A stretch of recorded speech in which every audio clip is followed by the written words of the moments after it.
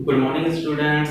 You are welcome to YouTube channel Senior Secondary Pratibha Public School Bandipur. In last class, we discussed the exercise 3.2 in which three questions are completed. So, the fourth question I am going to start of the exercise 3.2. The fourth question is on dividing polynomial px equals to x cube minus 3x square plus x plus 2 by polynomial gx, and we know that very well that px is the dividend and gx is the divisor. So px is divided by the polynomial gx, then quotient and remainder are obtained as x minus 2. X minus 2 is the quotient, means qx, and minus 2x plus 4 is a remainder rx respectively, means quotient की value x minus 2 and the value of remainder is minus 2x plus 4. Then find the polynomial of gx. Okay, question में हमें divided px given है, question में quotient qx given है, reminder rx given है, but हमें divisor gx की value given नहीं है। जो इस क्वेश्चन में हमें डिवाइजर gx की वैल्यू फाइंड करनी है, तो एक बार हम लिख लेते हैं solution. dividend px equals to x cube minus 3x square plus x plus 2, and quotient qx equals to x minus 2, and the remainder rx equals to minus 2x plus 4, and divisor gx we want to know that what is the gx, means हमें dividend quotient remainder की value given है, but divisor gx की value given नहीं है, जिसकी value हमें find करनी है। तो आप देखिए कि इन चारों टर्म्स के बीच में क्या रिलेशन होता है, जिस रिलेशन में हम इन सब की वैल्यू पुट करके gx डिवाइजर की वैल्यू फाइंड कर सकते हैं। तो देखिए we know that the division algorithm is the relation between the px, gx, qx and rx. division algorithm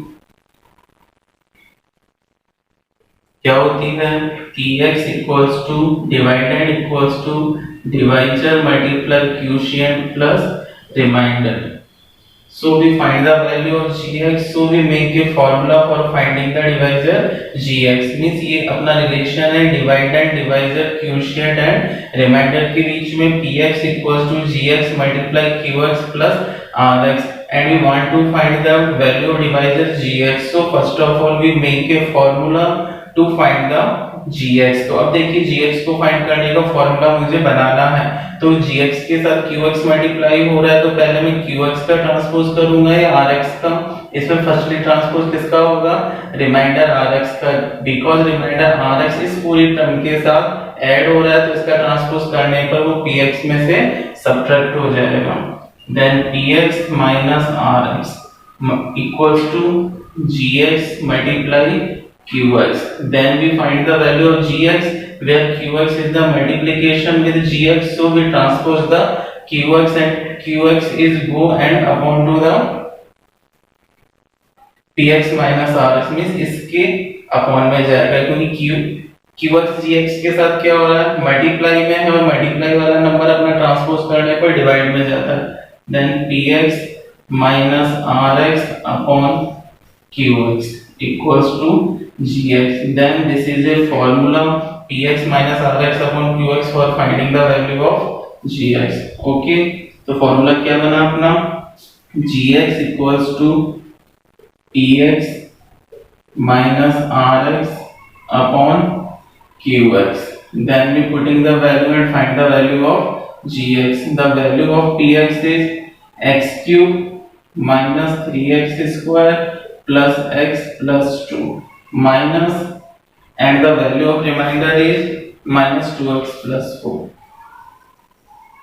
divided by qx. The value of qx is x minus 2. Then gx equals to x cube minus 3x square plus x plus 2.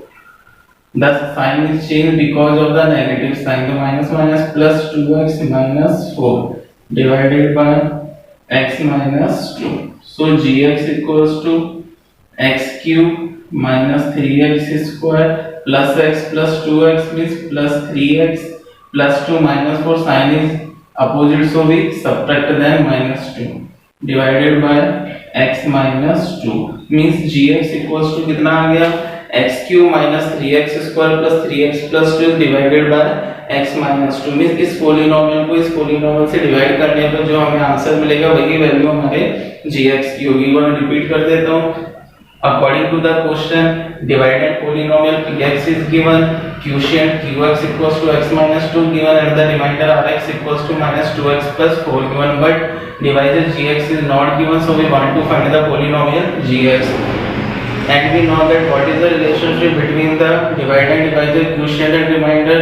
This is a division algorithm. Px equals to gx multiply qx plus rx. So first of all we find the formula, first of all we form the formula for finding the gx. तो gx find करने के लिए मुझे formula बनाना है, तो first of all we will transpose the rx, then px minus rx equals to gx multiply qx, then qx multiply में कहां जाएगा डिवाइड में, then px minus rx upon qx. This is the formula for finding the value of gx. Then we put the value of px minus remainder rx and quotient qx, then we get gx equals to x cube minus 3x square plus 3x minus 2 upon x minus 2. अब इसके बाद मुझे क्या करना है, इस polynomial को इस पोलिनोमियल से डिवाइड करना है। डिवाइड करने में जो अपना आंसर आएगा वही हमारी gx की वैल्यू होगी। ओके क्लियर, तो मैं इसको डिवाइड कर देता हूँ।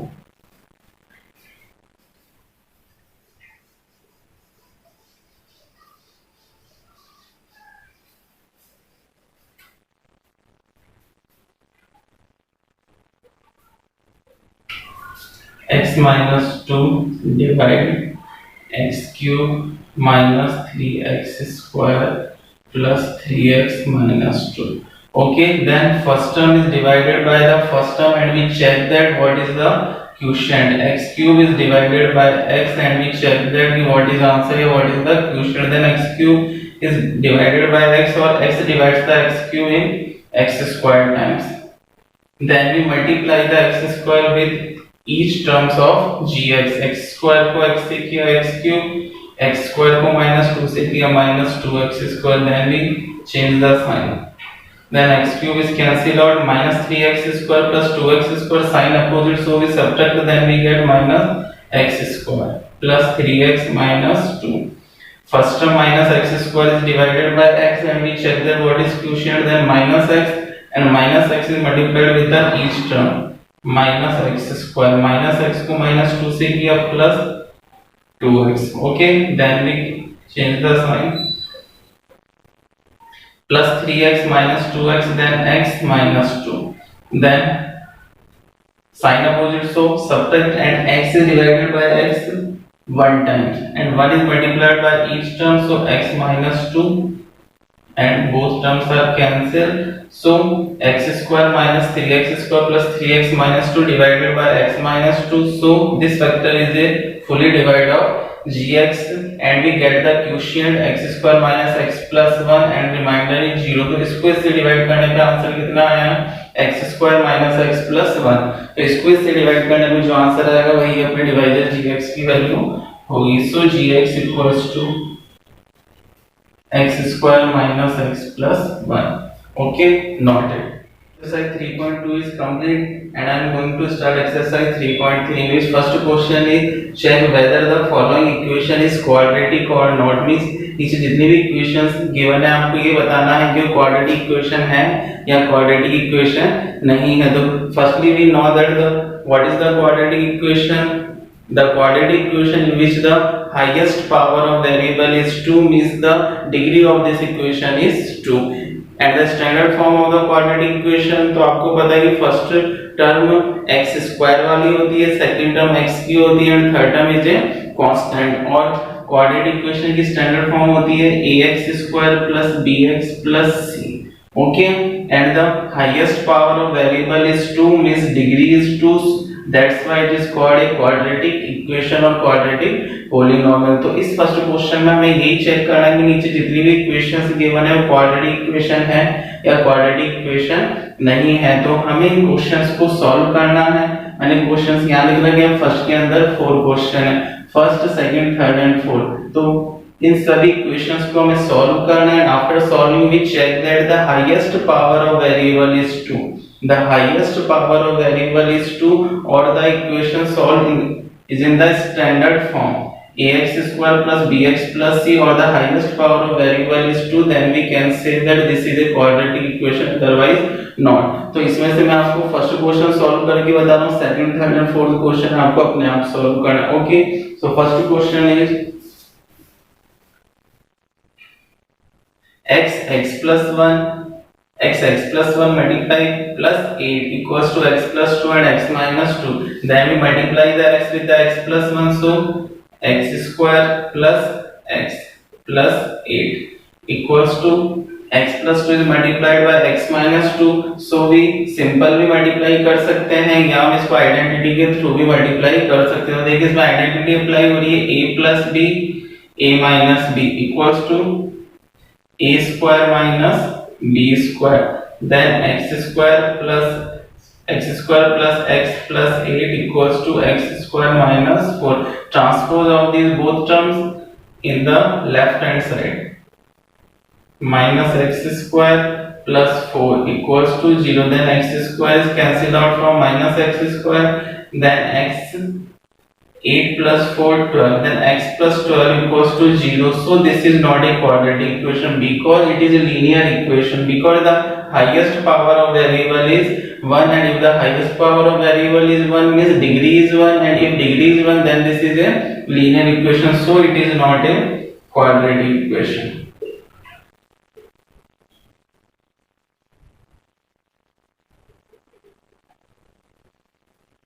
ठीक है, सो सेम वे आपको इसी तरह in second third fourth equation को भी सॉल्व करना है। इसमें क्यूब आ रहा तो क्यूब की आइडेंटिटी आपको लाइन होनी चाहिए, a plus b का whole cube equals to a cube plus b cube plus 3a square b plus 3ab square. तो उस आइडेंटिटी के थ्रू इसको ओपन करके ट्रांसपोज करके देख लेना कि जो हाईएस्ट पावर ऑफ वेरिएबल 2 है या 2 नहीं है। If the next second question is solve the following equation by factorization method, means मुझे नीचे क्वाड्रेटिक इक्वेशंस गिवन है जो मैंने साइड में लिखा है। इस सेकंड क्वेश्चन में टोटल 11 क्वेश्चन है, 11 क्वेश्चन है जिसके अंदर सभी अपनी क्वाड्रेटिक इक्वेशन है और इन सभी क्वाड्रेटिक इक्वेशन को मुझे सॉल्व करना है by using the method factorization method. तो फैक्टराइजेशन मेथड आपको मैंने इससे लास्ट क्लास में एक्सरसाइज जब 3.1 कंप्लीट की थी उसमें भी आया था, जिसमें हमें फैक्टराइजेशन मेथड का यूज करके हमने जीरोस फाइंड किए थे और बाद में फिर जीरोस एंड कोएफिशिएंट के बीच का रिलेशनशिप हमने वेरीफाई किया था। तो फैक्टराइजेशन मेथड इससे पहले आपने 9th और 8th क्लास में भी किया। तो फैक्टराइजेशन मेथड में क्या होता है कि अपनी जो भी इक्वेशंस होती है उसमें हमें ये देखना होता है कि मल्टीप्लाई करने पर तो फर्स्ट एंड थर्ड टर्म के मल्टीप्लिकेशन के इक्वल आ जाए और एडिशन और सब्सट्रैक्शन पे अपनी मिडिल टर्म आ जाए। तो फैक्टराइजेशन मेथड को हम स्प्लिटिंग द मिडिल टर्म भी बोल सकते हैं। ठीक है, तो इसमें फैक्टराइजेशन या splitting the middle term method में क्या होता है कि जो अपनी मिडिल टर्म्स होती है इसको हमें इस तरह टू पार्ट्स में स्प्लिट करना होता है या ब्रेक करना होता है कि एडिशन और सब्सट्रैक्शन करने पर तो मिडिल टर्म मिल जाए बट मल्टीप्लिकेशन करने पर वो फर्स्ट और थर्ड पार्ट के मल्टीप्लिकेशन के इक्वल आ जाए। तो इसमें मैं आपको कुछ क्वेश्चन समझा देता हूँ। क्वेश्चन नंबर सेकंड में आपको समझाता हूँ स्टार्टिंग में। क्वेश्चन नंबर सेकंड क्या है, 9x square minus 3x minus 2 equals to 0, then we check that multiply करने पर कितना आना चाहिए, फर्स्ट एंड थर्ड टर्म के मल्टीप्लिकेशन के equal. First term is 9x square and third term is -2, then 9x square को -2 से मल्टीप्लाई करेंगे देन माइनस का 18x square। ठीक है, तो मल्टीप्लाई करने पे मुझे मिलना चाहिए माइनस का 18x स्क्वायर। x स्क्वायर को लिखने की जरूरत नहीं है, बाद में हम वेरिएबल x यूज करेंगे वो अपने आप आ जाएगा। अब देखिए मल्टीप्लाई करने पे नंबर पॉजिटिव आता है। ठीक है, अब इस बात को ध्यान से सुनना, यदि मल्टीप्लाई करने पर नंबर पॉजिटिव आ रहा हो तो मिडिल टर्म ऐड करने पर आनी चाहिए। और यदि मल्टीप्लाई करने पर नंबर नेगेटिव आ रहा है तो मिडिल टर्म भी नेगेटिव में सब्ट्रैक्ट करने पे आनी चाहिए। तो बताओ ये मल्टीप्लाई करने पे नंबर कितना आ रहा है, -18, पॉजिटिव या नेगेटिव, नेगेटिव, तो मिडिल टर्म भी सब्ट्रैक्ट करने पर आनी चाहिए। दूसरे तरीके से हम ये सोच सकते हैं कि किन्हीं भी दो नंबर्स को मल्टीप्लाई करने पर नेगेटिव कब आ सकता है, जब फर्स्ट नंबर पॉजिटिव और एक नंबर अपना नेगेटिव हो। मींस दो नंबर कैसे कैसे होने चाहिए कि मल्टीप्लाई करने पर हमें नेगेटिव रिजल्ट मिले, दोनों में से एक नंबर पॉजिटिव होना चाहिए और एक नंबर नेगेटिव होना चाहिए। और जब एक पॉजिटिव और एक नेगेटिव होगा तो फिर दोनों नंबर ऐड नहीं होंगे, दोनों नंबर सब्ट्रैक्ट होंगे। इसलिए मल्टीप्लाई करने पर यदि हमें माइनस का नंबर मिल रहा है तो मिडिल टर्म भी सब्ट्रैक्ट करने पर ही आनी चाहिए। तो सब्ट्रैक्ट करने पर कितना आना चाहिए, -3। तो इस तरह अब आप मुझे दो नंबर्स बताएंगे कि जिनको मल्टीप्लाई किया जाए तो 18 आ जाए माइनस का, और सब्ट्रैक्ट किया जाए तो 3 आ जाए। तो 6 3 जा 18, 6 3 जा 18, 6 में से 3 को सब्ट्रैक्ट करेंगे तो 3 आ जाएगा। बट मुझे 3 कैसा चाहिए, नेगेटिव, तो बड़ा नंबर नेगेटिव होगा और छोटा नंबर पॉजिटिव होगा। तो -6 and +3, then we get answer -3, and sign is opposite, so the subtract is, so -6 +3 दोनों ऐड नहीं हो रहे, साइन अपोजिट है तो दोनों नंबर सब्ट्रैक्ट हो रहे हैं। -6 +3, then we get -3, and -6 को 3 से मल्टीप्लाई किया -18। आपको यदि इस तरीके से नहीं आ रहा है तो जो मल्टीप्लाई करने पे नंबर है हम उसके प्राइम फैक्टर भी करके ये देख सकते हैं कि किस तरह पेयर लिया जाए। जैसे 80 9 टाइम्स 3 से, 3 टाइम्स 3 से, 1 टाइम्स। अब इसके अंदर आप पेयर बनाएंगे, किस तरीके से पेयर बनाए जाएंगे, दोनों को सब्ट्रैक्ट करने पर 3 आ जाए। यदि मैं इन दोनों का बनाता हूँ और इन दोनों का बनाता हूँ, 3 3 जा 9 और ये 2, तो 9 में से 2 को सब्ट्रैक्ट करेंगे तो 3 नहीं आएगा, 7 आएगा। मींस अपना ये पेयर नहीं बन सकता। अब 2 और 3 को एक साथ लिया जाए और 3 को सिंगल रखा जाए, 2 3 जा 6 और ये 3। अब देखिए 6 में से 3 को सब्ट्रैक्ट करने पर 3 लाया जा सकता है, बट मुझे -3 चाहिए, इसलिए बड़ा नंबर नेगेटिव होगा और छोटा नंबर पॉजिटिव होगा। तो इस तरह भी आप सोच सकते हैं। तो सबसे पहला फर्स्ट रूल अपना क्या है कि हमें इस तरह डिवाइड करना है, इस मिडिल टर्म को इस तरह स्प्लिट करना है कि मल्टीप्लाई करने पर फर्स्ट एंड थर्ड टर्म के मल्टीप्लिकेशन और प्रोडक्ट के इक्वल है। 9 2 जा 18, -18, और मल्टीप्लाई करने पर नंबर यदि नेगेटिव आ रहा है तो मिडिल टर्म भी सब्ट्रैक्ट करने पर आनी चाहिए, सब्ट्रैक्ट करने पर -3। और यदि मल्टीप्लाई करने पर हमें पॉजिटिव नंबर मिल रहा है तो मिडिल टर्म भी अपनी ऐड करने पर आनी चाहिए। ठीक है, जैसे बहुत से क्वेश्चन होंगे जिसके अंदर मल्टीप्लाई करने पर पॉजिटिव आ रहा है तो फिर मिडिल टर्म हमें ये चेक करनी है कि ऐड करने पर मिडिल टर्म कितनी आनी चाहिए। Okay, so factor is -6x and +3x।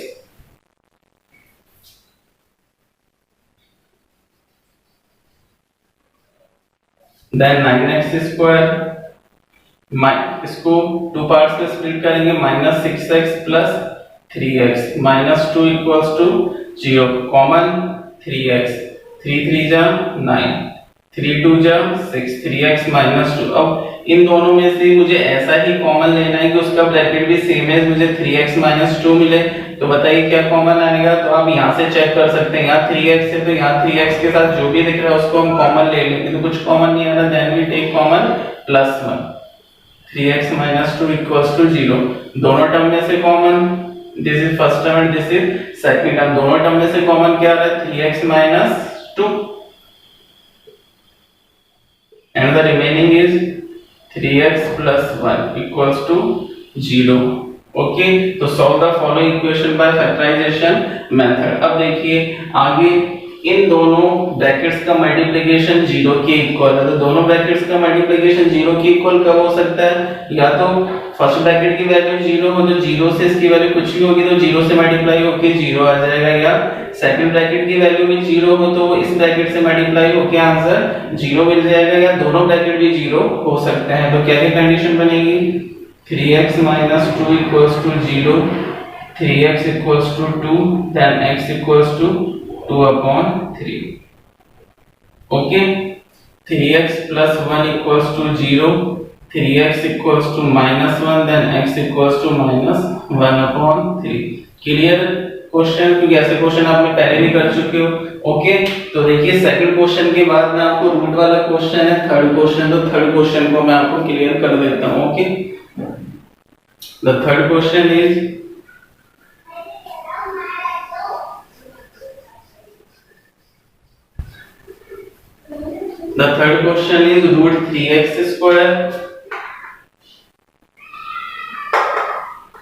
root 3x square plus 10x plus 7 root 3 equals to 0। तो अब आप मुझे बताइए मल्टीप्लाई करने पर किसके इक्वल आना चाहिए? फर्स्ट एंड थर्ड टर्म के मल्टीप्लिकेशन के इक्वल आना चाहिए। फर्स्ट टर्म रूट 3 है positive and third term 7 root 3 है पॉजिटिव। तो रूट 3 को 7 रूट 3 से करेंगे, रूट 3 को रूट 3 से किया 3 और 3 7 जा 21। कैसा? पॉजिटिव और negative? Positive. First term positive, third term positive, so दोनों का मल्टीप्लिकेशन भी पॉजिटिव होगा। और मल्टीप्लाई करने पर यदि नंबर पॉजिटिव आ रहा है तो मिडिल टर्म मुझे ऐड करने पर लेके आनी है। तो ऐड करने पर मुझे चाहिए प्लस का 10। तो अब आप इस तरह दो नंबर सेलेक्ट कीजिए या सोचिए जिनको मैं ऐड करूं तो 10 आ जाए और मल्टीप्लाई करूं तो 21 आ जाए। तो 7 3 जा 21, तो ये 7 में 3 ऐड किया जाए, 7 में 3 ऐड किया जाए और मुझे एडिशन कैसा चाहिए? प्लस 10। तो दोनों ही नंबर कैसे होंगे? पॉजिटिव, क्योंकि देखो मल्टीप्लाई करने पर 21 प्लस का कब आता है? जब दोनों नंबर पॉजिटिव हो तभी प्लस 21 मिलेगा, और जब दोनों नंबर नेगेटिव हो तो भी प्लस 21 मिलेगा, और जब दोनों नंबर पॉजिटिव होंगे तब भी ऐड होगा, और जब दोनों नंबर नेगेटिव होंगे तब भी ऐड होगा। ठीक है, लेकिन जब नेगेटिव है तो नेगेटिव में ऐड होगा। जैसे एडिशन पे -10 चाहिए होता था, या -7 और या -3 आएंगे। ध्यान रखना साइन अपोजिट मत लेना, क्योंकि साइन अपोजिट लेने पर नंबर ऐड नहीं होते, सब्ट्रैक्ट हो जाता है। ठीक है, तो अपने फैक्टर क्या हो गया? प्लस जाएंगे, प्लस 7 और प्लस 3, तो x। तो root 3x square plus 7x plus 3x plus 7 root 3 equals to 0।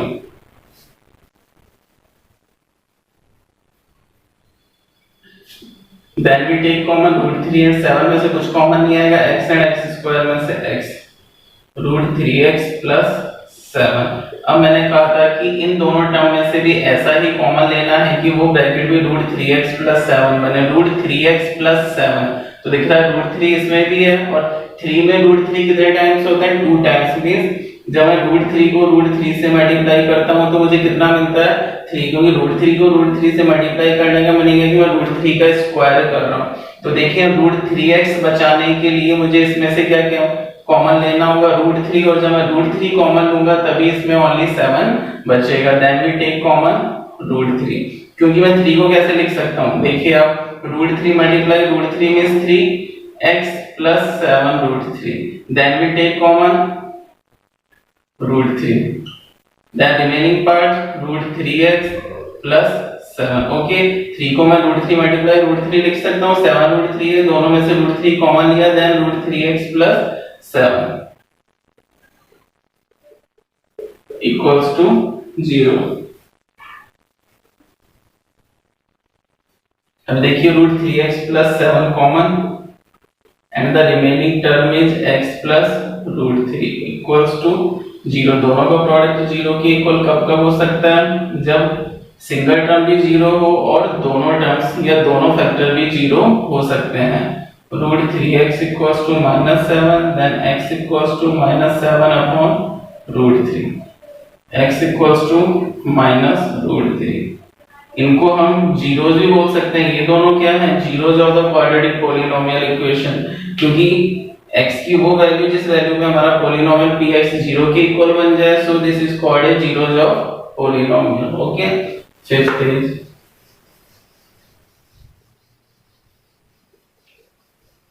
Question number 5 में इक्वेशन स्टैंडर्ड फॉर्म में नहीं है। First of all we change the equation is in the standard form. क्या है question 5?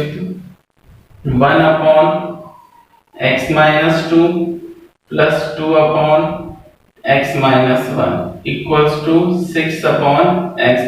This equation is not in the standard form because standard form like this way ax square plus bx plus c equals to 0 means first term x square की, second term x की और third term constant वाली होनी चाहिए। तो first of all हम इस equation को स्टैंडर्ड फॉर्म में चेंज करेंगे, इसलिए दोनों टर्म को ऐड करना, और ऐड करने के लिए मुझे दोनों का एलसीएम लेना होगा। इसका डिनोमिनेटर x-2 और इसका डिनोमिनेटर x-1, दोनों डिफरेंट है, तो एलसीएम में दोनों ही टर्म्स को मुझे मल्टीप्लाई की फॉर्म में लिखना होगा।